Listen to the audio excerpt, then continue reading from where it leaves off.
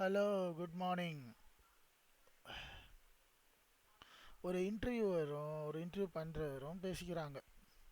ஓகேவா? இன்டர்வியூக்கு எல்லாம் ப்ரிப்பேர் பண்ணிவிட்டு ஒரு பையன் போகிறான் இன்டர்வியூக்கு. அங்கே போன உடனே இன்டர்வியூ வந்து ரூமில் உட்கார வச்சுட்டாங்க. இன்டர்வியூ பண்ணுறவர் வராரு. How are you tell about you அப்படிங்கிறாரு. Right, okay. அந்த பையனும் சொல்லிடுறான். அந்த ப்ரொஃபஷ்னலும் அந்த டெக்கையும் எல்லாத்தையும் சொல்லிடுறாரு. அதுக்கப்புறம் என்ன ஆகுதுன்னா, இன்டர்வியூவர் கேட்குறாரு. ஃபஸ்ட்டு கேள்வி கேட்குறாரு ஆரக்கிளில். வாட் இஸ் ஹிஸ்டோகிராம் அப்படின்னு ஒரு 1 இயர் எக்ஸ்பீரியன்ஸ் இருக்கிறவனையோ இல்லை 6 மந்த்ஸ் எக்ஸ்பீரியன்ஸ் இருக்கிறவனை கேட்குறாரு. அவன் நொந்து போயிட்டான். அவன் புக்கு ஃபுல்லாக 1 மாதம் 2 மாதம் 4 மாதம் 5 மாதம்னு ப்ரிப்பேர் பண்ணி ஒரு கோர்ஸ் முடிச்சுட்டு வந்து ஃபஸ்ட்டு கேள்வியே அவனுக்கு தெரியல. ஹிஸ்டோகிராம்னா என்னன்னு அவன்கிட்ட கேட்குறாங்க. இதில் என்ன காமெடினா, இந்த ஹிஸ்டோகிராம் வந்து எந்த கம்பெனிலையுமே ரொம்ப யாரும் யூஸ் பண்ணது கிடையாது. ஆனால் இந்த இன்டர்வியூ பண்ணுறவர் என்ன பண்ணுறாரு, இவனை டார்ச்சர் பண்ணுறாரு இந்த மாதிரி கேள்வி கேட்டு. அவன் மூஞ்சி வந்து வாடி போயிடுது. அப்புறம்தான் அவன் சொல்கிறான், தெரியாதுன்னு சொல்கிறான். தெரியலையா, சரி இன்னொரு கேள்வி கேட்குறேன் அப்படிங்கிறாரு. என்ன கேள்விங்க அப்படின்னு அவர் கேட்குறாரு. அந்த இன்டர்வியூக்கு வந்தவர் அவர் என்ன கேட்குறாரு, what is statistics, how you do performance டியூனிங்னு கேட்குறாரு. 6 மாதம் படிச்சுட்டு வந்தவனுக்கு தியரிட்டிக்கலாக தெரிஞ்சால் கூட பர்ஃபார்மன்ஸ் டியூனிங் பண்ணுறது வராது. எக்ஸ்பீரியன்ஸ் பீப்புளுக்கே கஷ்டம். 2 கேள்வி முடிஞ்சுதா, ரெண்டும் தப்பு. இவன் வந்து பல வருஷமாக ஆரோக்கியில் படித்து ரொம்ப எக்ஸ்பீரியன்ஸ் பண்ணி வரான் உள்ள. பாவம், அவ்வளோ எஃபர்ட் அவங்க வீட்டில் அவங்க அப்பா அம்மா எல்லாத்தையும் செஞ்சு எல்லாம் பண்ணி இவன் கையில் காசு கொடுத்து சென்னைக்கு அனுப்பி வச்சு ஒரு கம்பெனிக்கு அனுப்பிச்சா இன்டர்வியூ ரூமில் இந்த மாதிரி செய்கிறாங்க. சரியா? செஞ்சாச்சு. சரி, அடுத்த ஈஸியான கேள்வியாக கேட்குறாங்க.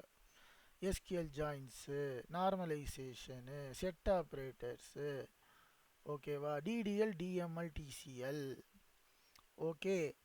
அதுக்கப்புறம் ட்ரிகர்ஸு வியூஸ்னால் என்னன்னு கேட்குறார். சரிங்களா? மெட்டீரியலைஸ்டு வியூனா என்னன்னு கேட்குறார்.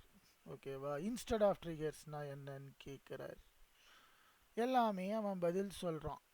ஒவ்வொன்றுக்கும் அவன் புட்டு புட்டு வைக்கிறான், அழகாக பதில் சொல்கிறான். அடுத்தது எஸ்கியூஎல்ல வந்து நிறைய கேள்வி கேட்குறாங்க, அவன் ரிசால்வ் பண்ணிடுறான் எல்லாத்தையும். ஓகேங்களா? அதுக்கப்புறம் அவங்க என்ன கேட்குறாங்க, ட்ரிகர்ஸ் பற்றி கேட்குறாங்க. அதுக்கப்புறம் வேறு என்ன இருக்குது, வேறு என்னப்பா இருக்குது, ப்ரொசீஜர்ஸ்னால் என்னன்னு கேட்குறாங்க, ஃபங்க்ஷன்ஸ்னால் என்னன்னு கேட்குறாங்க, பேக்கேஜ்னால் என்னன்னு கேட்குறாங்க. எல்லாமே கேட்குறாங்க அவனை. ஓகேவா? ஒன் டைம் ப்ரொசீஜர்னால் என்னன்னு கேட்குறாங்க. அதுக்கப்புறம் வேறு என்ன இருக்குது, ஹைரார்கிக்கல் queryனா என்னன்னு கேட்குறாங்க. சரிங்களா? இந்த மாதிரி நிறையா ஆரோக்கியில் சின்ன சின்ன விஷயங்கள்லாம் இருக்குது.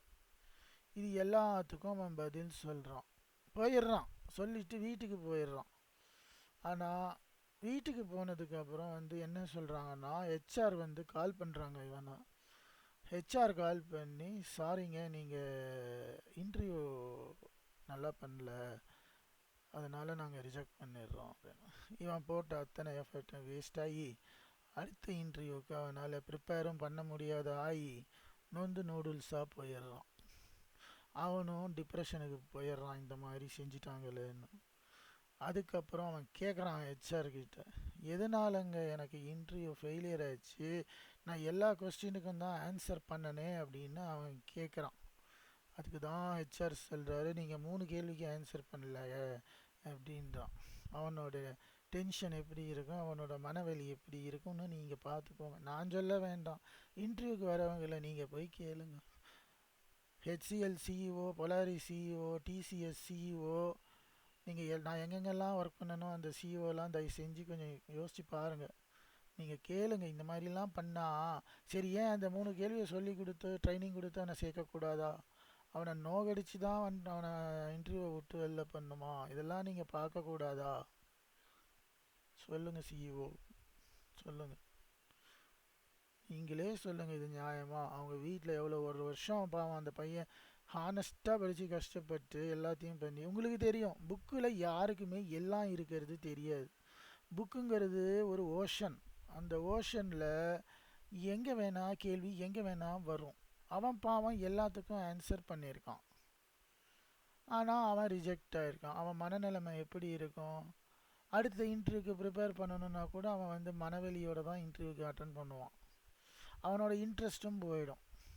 சரிங்களா? இதுக்கெல்லாம் ஒரு சொல்யூஷன் என்னென்னா, நீங்கள் அவங்ககிட்டேருந்து நீங்கள் செய்கிறீங்க, அவங்ககிட்டேருந்து 50,000 வாங்கிக்கோங்க உங்கள் பிஸ்னஸ்க்கு. அவன்கிட்டேருந்து 50,000 வாங்கிட்டீங்களா?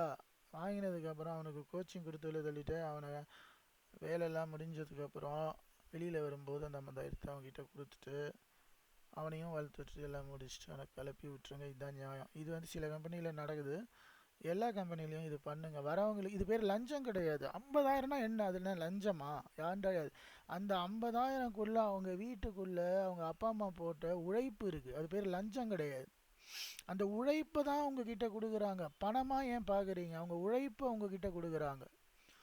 அதனால் வேலை வாய்ப்பை வந்து அதிகம் பண்ணி இந்த மாதிரி பசங்களை வந்து டார்ச்சர் பண்ணாதீங்க. பாவம் பஸ்ஸில் வராங்க, கோயம்பேடு வரைக்கும் வெளியூர்லேருந்து வராங்க. எந்தெந்த இடத்துலேருந்து வந்து கஷ்டப்பட்டு இவ்வளோ தூரம் பண்ணால் அவன் உடல் வலியும் போயிடும், மனவலி எல்லாம் வந்து கடைசியில் அவனால் எந்த வேலையுமே செய்ய முடியாத நிலைமைக்கு வந்துடுவான். இது வந்துடுவானா அப்புறம் அவனை வீட்டில் வேறு திட்டுவாங்க இவனை பற்றி புரிஞ்சிக்காம. இதெல்லாம் வந்து பிரச்சனைங்க. கொஞ்சம் பார்த்து செய்யுங்க. எல்லாருக்கும் வேலை கொடுங்க முதல்ல.